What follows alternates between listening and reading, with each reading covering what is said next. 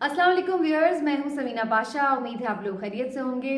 Viewers, बड़ी तेज़ी से डेवलपमेंट्स हो रही हैं और अभी 2-3 दिनों में जैसा कि आप जानते हैं कि कुछ सियासी मंजरनामे पे काफ़ी तब्दीलियां हुई हैं। एक तो जो फवाद चौधरी साहब की गिरफ्तारी, अब तो खैर वो दो रोज़ा जिस्मानी रिमांड पर भी हैं, उसके हवाले से जो रिएक्शंस आ रहे हैं उसके ऊपर मैं थोड़ा सा ज़रूर बात करना चाहूँगी। और इसके साथ साथ जो पाकिस्तान तहरीक इंसाफ के इस्तीफ़े मंजूर हो गए और सबके सब इस्तीफ़े अब मंजूर हो चुके हैं। अब सिर्फ मुनहरिफ अरकान हैं या उसके अलावा एक रुकन है बाकी रह गया सिर्फ कौमी असम्बली में। वो रुकन कौन सा है, वो क्यों इतना इम्पोर्टेंट है, और ये कि ये सारी जो गेम है इस्तीफ़ों वाली, अब इसका होगा क्या, इन नशिस्तों पर क्या होगा, इसके ऊपर भी आज के वीलॉग में बात करेंगे। लेकिन उससे पहले आपसे रिक्वेस्ट है कि चैनल को कर लें सब्सक्राइब और वीडियो को लाइक और शेयर भी करें, और इसके साथ साथ अपने दोस्तों, रिश्तेदारों, हल्का अहबाब में इस चैनल से मुतालिक भी बताएं। व्यूअर्स, फवाद चौधरी साहब जब गिरफ्तार हुए तो ट्विटर पे ज़ाहिर है उस पर बहुत रिएक्शन चल रहा था, ट्रेंड भी चल रहा था। तो मैंने उसमें देखा कि बहुत सारे लोग, आई डोंट नो डेलिबरेटली या फिर अनकॉन्शियसली, बहुत इस बात को कंपेयर कर रहे थे उस चीज़ से कि जो पीटीआई के दौरे हुकूमत में पीएमएलएन के मुख्तलिफ रहनुमा जो हैं वो गिरफ्तार हुए या जिस तरह से भी हुआ। और ख़ास तौर पर फवाद चौधरी साहब के एक ट्वीट को बड़ा हाईलाइट किया गया जिसमें वो निहाल हाशमी साहब की सज़ा के हवाले से बात करते हुए नजर आए। ये उस वक्त की बात है जब निहाल हाशमी साहब को सुप्रीम कोर्ट से तौहीन अदालत की सज़ा हुई थी, जिससे उनकी सेनेटरशिप भी गई थी, फिर उन्हें जेल भी भुगतना पड़ी थी।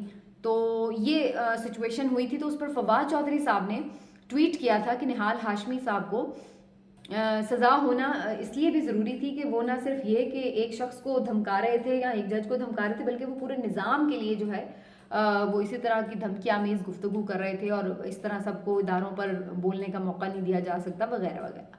तो फवाद चौधरी साहब की ये जो ट्वीट थी उस वक्त की, वो निकाल के बहुत सारे जो हमारे अरस्तू हैं यहाँ पर, दानिश्वर और बड़े सीनियर तज्जियाकार और बहुत सारे पीएमएलएन के रहनुमा भी, तो उन्होंने जाके एक कैंपेन चलानी शुरू कर दी कि देखें जी, फवाद चौधरी साहब ने उस वक्त उनके साथ जो हुआ उस पर बड़ी खुशी का इजहार किया, तो अब वो मकाफात अमल भुगत रहे हैं।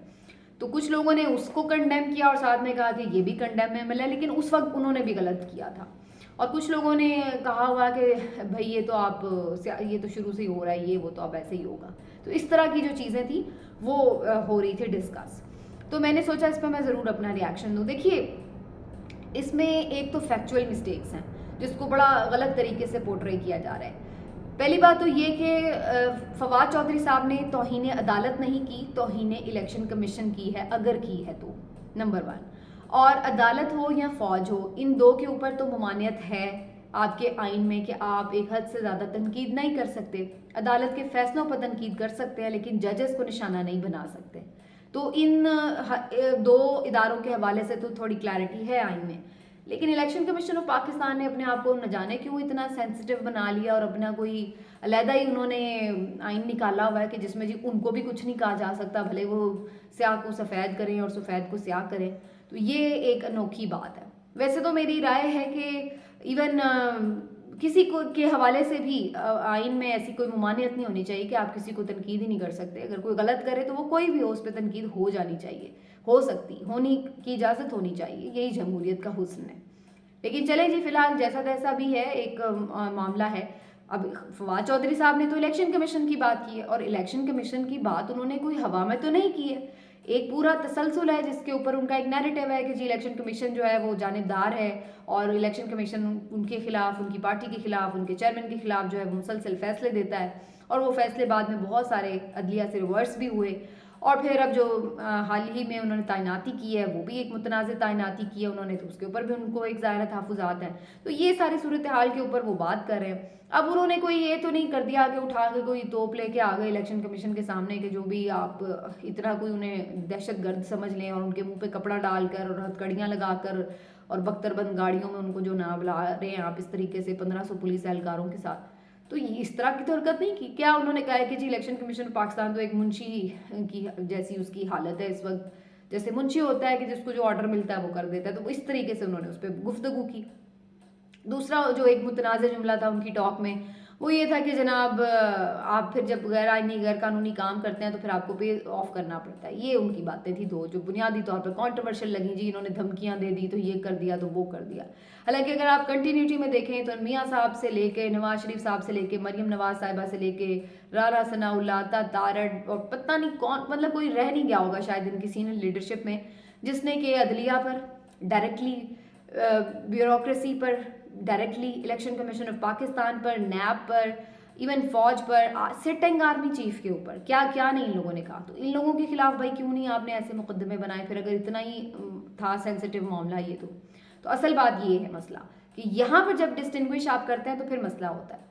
ठीक है, मान लेते हैं कि जो चौधरी साहब हैं उन्होंने कोई मुतनाज़ बात की होगी तो उसका मतलब ये है कि ना कोई FIR कटे, ना मुकदमा दर्ज हो, ना कोई वारंट जारी हो और बस उनको आप उठा लें।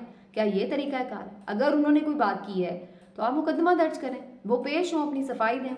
अगर वो आप जस्टिफाई वो नहीं कर सकते अपनी किसी बात को तो उसके बाद आप गिरफ्तार करें, जो भी उस पर सजा बनती है छोटी मोटी वो दें और बस बात खत्म। ये तो कोई तरीका नहीं है कि आप किसी कानून और ज़ाब्ते से मावरा ही उनको उठा लें और कोई पता ही ना हो दुनिया में। तो इन दो बातों को मिलाना बिल्कुल ही गलत था, सरीहन। दूसरी नंबर बात यह है कि जो निहाल हाशमी साहब हैं उनको ऐसा नहीं हुआ कि उन्होंने आज रात को स्टेटमेंट दिया और अगले दिन उनको मुंह पे कपड़ा डाल के उठा लिया गया, ऐसा नहीं हुआ था उनके साथ। बाकायदा उन्हें नोटिस हुए हैं तौहीन अदालत के, इजहार वजूह के हुए हैं, फिर पूरा ट्रायल चला है, फिर पूरे उन्होंने अपना उन्हें मुकदमा उनका सुना गया है, उनको पूरा सफाई का मौका दिया गया। जब अदालत मुतमईन नहीं हुई तो उसके बाद अदालत ने उन्हें सजा दी और उसके बाद फिर वो जेल गए। ये नहीं हो गया कि जी रात को 2 घंटे पहले उन्होंने स्टेटमेंट दिया और 2 घंटे बाद जो उनको जेल में उठा के डाल दिया हो आपने। तो उन्हें पूरा मौका मिला है। तो चौधरी साहब को ऐसा कौन सा मौका मिला है? तो ये जो दानिशवर हैं उनके साथ उनको मिला के बड़े अपनी तरफ से न्यूट्रल बनने की नाकाम कोशिशें कर रहे होते हैं कि जी हम बड़े गैर जानिबदार तज्जियाकार हैं। तो वो थोड़ा सा हिम्मत पैदा करें, करेज पैदा करें और सच को सच और गलत को गलत कहने की जो है ना वो जो थोड़ा सा उसमें करेज होना चाहिए मेरे ख्याल से। फैक्चुअल मिस्टेक्स नहीं करनी चाहिए। ये नहीं मैं कह रही कि ये लोग गलत नहीं कर सकते, जब करेंगे तो उससे ज़्यादा हम उनसे बढ़कर तनकीद भी करेंगे, लेकिन आप गलत बात को सही बात से मिक्स ना करें। फिर वो जो निहाल हाशमी साहब हैं वो नवाज शरीफ की सज़ा के ऊपर गुस्सा निकाल रहे थे कि क्यों उनके कायद को सज़ा दी, मेरा कायद ये तो मेरा कायद वो। चौधरी साहब ने किसी इमरान खान साहब की हवाले से उनको डिफेंड करते हुए इलेक्शन कमीशन को बुरा भला नहीं कहा। वो जो बात कर रहे थे वो पंजाब के पूरे सूबे के हवाले से, इलेक्शन कमीशन ऑफ पाकिस्तान के किरदार के हवाले से और फिर उसके बाद जो पंजाब के सूबे में अवाम है उनके जमहूरी हक के हवाले से बात कर रहे थे कि इलेक्शन होने हैं तो एक मुतनाज़ बंदा नहीं होना चाहिए। तो ये सारी जो चीज़ है उसके ऊपर जो है उसको मिला के मिक्स करके और बनाने की कोशिश की गई है कि जनाब जैसे बड़ा कोई उन्होंने जो किया बस टिट फॉर टैट है, तो ऐसी बात नहीं है, देयर इज़ डिफरेंस। और दूसरी जो बात है इलेक्शन कमीशन ही की बात हो रही है, तो इसमें भी इंटरेस्टिंग बात ये है कि जो इस्तीफे दिए थे PTI ने उसके ऊपर जनाब पहले तो मंजूर नहीं हो रहे थे, जैसे कि आपको मालूम है। इसमें मैं पिछले वीलॉग में भी शायद इस पर तफसीली बात कर चुकी हूँ कि पहले 35 किए, 70 हो गए, फिर बाकी इनके कोई 43 के करीब इस्तीफे बचे थे। तो वो भी जब इन्हें लगा कि अब ये वो भी इस्तीफे मंजूर कर सकते हैं तो PTI अरकान ने क्या किया कि जाके उन्होंने कहा कि हम जल्दी जल्दी पहले ही स्पीकर को जाके मिल लेते हैं और उन्हें बता देते हैं कि हम इस्तीफे वापस लेना चाहते हैं। तो स्पीकर ने कहा कि भाई स्पीकर ये कहीं वाकई ना आ जाए तो फिर तो मुझे वापस करने पड़ेंगे इस्तीफे। तो वो जनाब रफू चक्कर हो गए, इनके हाथ ही नहीं लगे। और उसके बाद इन्होंने क्या किया, ये चले गए इलेक्शन कमीशन। वहाँ जाके इन्होंने इलेक्शन कमीशन को बताया कि जी हम अपने इस्तीफे वापस लेना चाहते हैं, हमारी नीयत नहीं है। तो अगर आपको इलेक्शन कमीशन साहब वो डी नोटिफाई करने के लिए कहें स्पीकर साहब के जी आप इनको डी नोटिफाई कर दें, मैंने इस्तीफे मंजूर कर लिए हैं, तो आप काइंडली हमारे इस्तीफे मंजूर करके हमें डी नोटिफाई ना कीजिएगा क्योंकि हमारी विलिंगनेस उसमें नहीं है। ये इलेक्शन कमीशन को कह के आगे, लेकिन इलेक्शन कमीशन तो आपको पता है इलेक्शन कमीशन ऑफ पाकिस्तान है, वो तो वही बात करेगा कि जो उसको कहा जाएगा कि मंजूर कर लो तो वो कर लेगा। उन्होंने जनाब स्पीकर साहब ने अगले दिन वो भी बाकी मंजूर किए और उन्होंने कहा कि जी ने डी नोटिफाई कर दें और उन्होंने एन तवक्को के मुताबिक उन्हें डी नोटिफाई कर भी दिया। तो अब इस बात पे पाकिस्तान तहरीक इंसाफ के जो लोग थे वो बड़ा एहतजाज कर रहे थे कि देखिए जी हमारी सारे इस्तीफे जो है उन्होंने मंजूर कर लिए। तो इस पर बुनियादी तौर पर 2 आरा आ रही थी। एक तो ये कि जो लोग कह रहे थे कि वापस जाना चाहिए असम्बली में और हमें अपोजिशन लीडर का ओहदा अपना लेना चाहिए वापस, ताकि निगरान सेटअप की जब बात हो तो हमारी मुशावरत के बगैर ना हो। और दूसरा इनका ये था कि चलो वोट ऑफ नो कॉन्फिडेंस और वोट ऑफ कॉन्फिडेंस की जब बात हो तो उसमें हम कोई किरदार अदा कर सकें।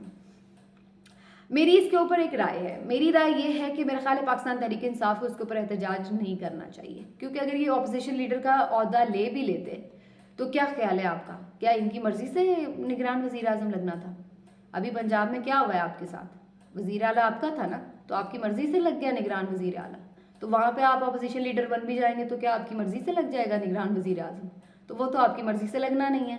भले आप सारी की सारी जमात भी वहाँ बैठी होती, सारे आपके पास ओहदे भी होते, तो वो तो वही मर्ज़ी चलनी है जो होनी है। तो आपकी मर्ज़ी का तो कोई हैसियत है नहीं है, तो आप अहमी अपोजिशन लीडर के पीछे ख्वार हो रहे हैं और लोगों से बातें सुन रहे हैं कि जी ये यू टर्न ले लिया, ये थूका चाट लिया, तो ये हो गया, तो वो हो गया। तो मेरा ख्याल है आप लोगों ने एक फ़ैसला किया था, सियासी फ़ैसला था आपका कि हमें नहीं उसमें जाना चाहिए असम्बली में, आपने इस्तीफ़े दे दिए और आप सारा वक्त उसके ऊपर इंसिस्ट करते रहे कि हमारे इस्तीफ़े कबूल करें। अब जब कबूल कर लिए हैं तो फिर आपको खुश होना चाहिए कि इस्तीफ़े कबूल हो गए। अब उसके ऊपर बिला वजह का ये जो शोर शराबा है कि जी हाँ, हमारे क्यों इस्तीफ़े मंजूर किए, भाई फिर आपने दिए ही क्यों थे? आपने इस्तीफ़े तो उसी वक्त जब दिए थे तो मंजूर करने के लिए दिए थे ना। वो तो आपने बाद में गेम भी बनाई कि चलो भाई नहीं इस्तीफ़े मंजूर हो रहे तो हम इस तरफ से आ जाते हैं।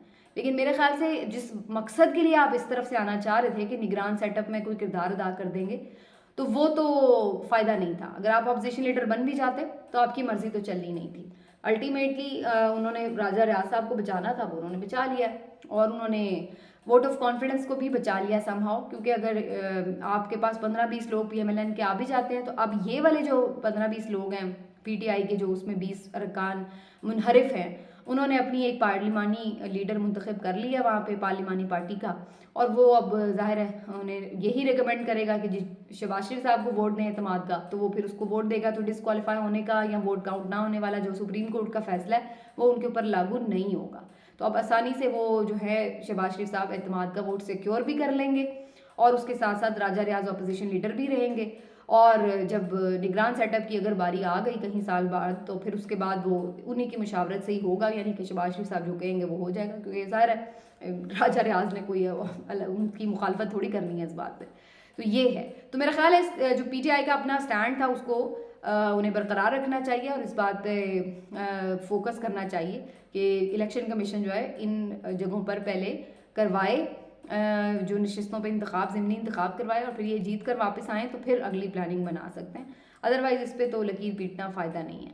एक मेंबर इनका अलबत्ता अभी तक मौजूद है और उस मेंबर का नाम है इमरान खान। उसकी वजह ये है कि इमरान खान साहब ने जो 7 हलकों से लड़े थे ज़िमनी इंतखाब, उसमें बहरहाल वो कामयाब करार पाए हैं। वो उस वक्त का इस्तीफ़ा जो था, पहले वाली सीट पे तो उनका इस्तीफ़ा था, लेकिन बाद वाली सीट पे तो ज़ाहिर है उनका इस्तीफ़ा उन्होंने नहीं दिया होगा, वो बाद में हुए हैं इलेक्शन।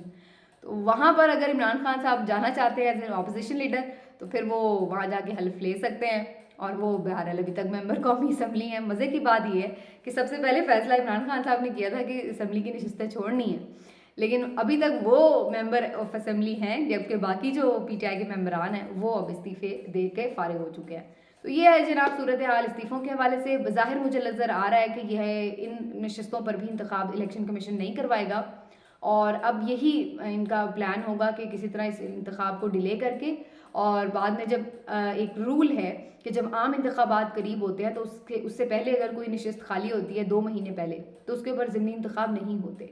यानी अगर हमें पता हो कि 2 महीने बाद असम्बली डिज़ोल्व होने वाली है, उसका टेन्योर ख़त्म हो रहा है, तो फिर इस 2 महीने के लिए सिर्फ जो है वो इंटरिम सेटअप या ज़िमनी इंतखाब नहीं होता, बाई इलेक्शन नहीं होता।